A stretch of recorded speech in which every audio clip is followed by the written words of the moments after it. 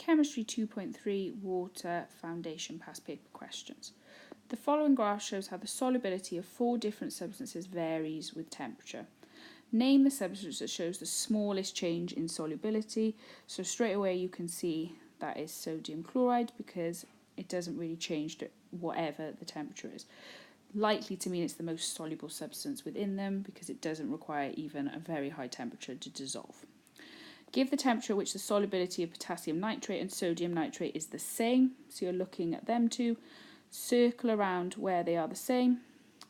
Draw a line down, and then I've said little square equals 1. So I've started to work out, so it's 2 little squares in, so that would be 62. If the saturated solution of sodium nitrate in 100 grams of water is cooled from 80 to 10, calculate the mass of the crystals that will be formed. So you're taking away the values, taking away essentially how soluble they are at each temperature, and that gives you 60. So you've got to read some data off the graph. Sodium nitrate, read the data for the 2 levels off the graph, and then take them away from each other. Using data from the graph, describe how solubility of sodium sulfate changes as temperature changes. So sodium sulfate is this one here, the dotted line. So it says, as temperature increases, the solubility increases until 30 degrees. At 30 degrees, the solubility decreases as the temperature increases. So you'd get 1 mark for commenting on the increase in temperature and to what point, and then a 2nd mark for commenting on how it goes down. Question number 2. Students carry out an investigation to investigate the relative hardness of samples of water. The students add the same 0.5 soap solution. The mixture is shaken after each addition. The volume of soap solution needed to produce 1 centimetre of lava is recorded.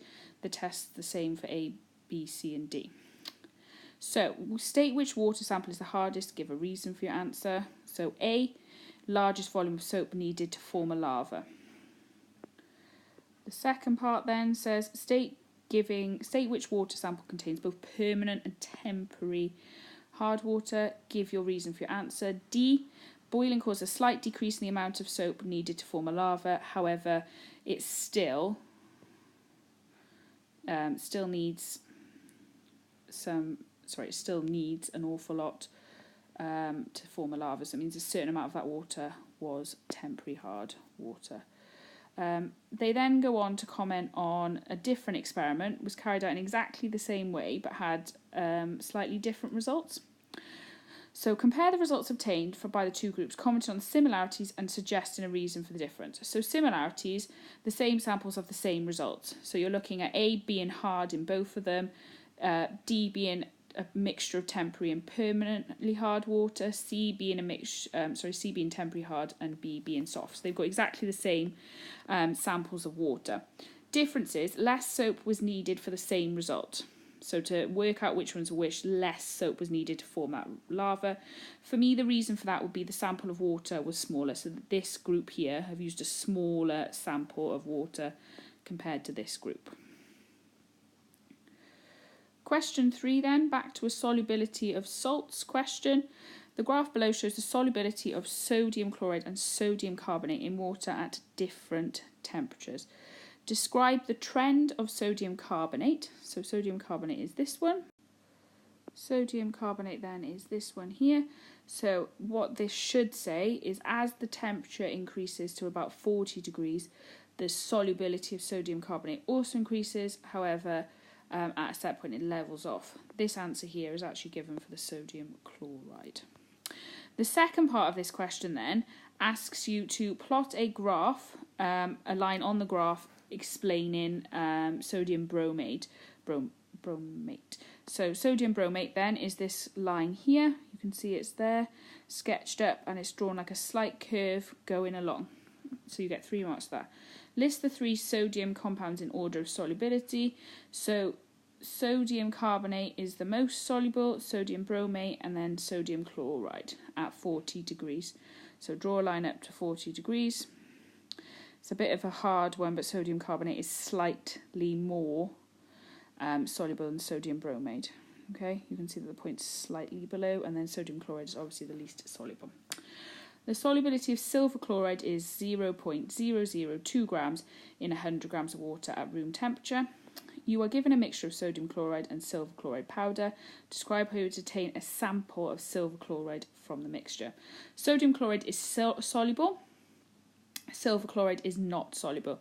You can see here that they've got large solubilities. Stuff like this for 35 grams would be able to go into water and stuff. So that's really large solubilities. So what I would do is add excess water, get the sodium chloride to essentially dissolve because it's soluble.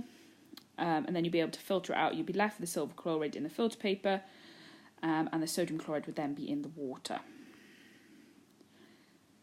Question number 4 then moves on to look at separating water, so treatment supply of our water, how it ends up in our houses.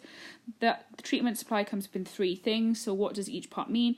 Sedimentation is to remove the large particles, filtration is to remove the smaller particles, and then chlorination kills the bacteria. Drinking water can be obtained from desalination, which means removing salt from seawater, which is state what is meant by desalination. Name the process by which it's carried out is distillation, which is essentially large-scale evaporation and condensation, it done on a larger scale. Question number 5 then is a 6-mark question. As you can see, before I started the 6-mark question, I've gone through, highlighted the question. I might even write some keynotes down here if I wanted to. So I never start a 6-mark question just by going in blindly. So it says, state why each process is carried out and outline why some people are opposed to the fluorination of drinking water, but no one opposes to chlorination.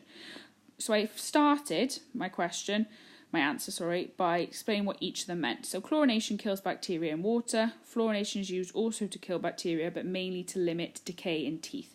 Reasons for fluorination: reduces tooth decay in fillings. Reasons against fluorination: mass medication can lead to brittle bones. The reason why no one opposes chlorination is it makes water safe to drink. Without chlorine, you'd have bacteria in your water.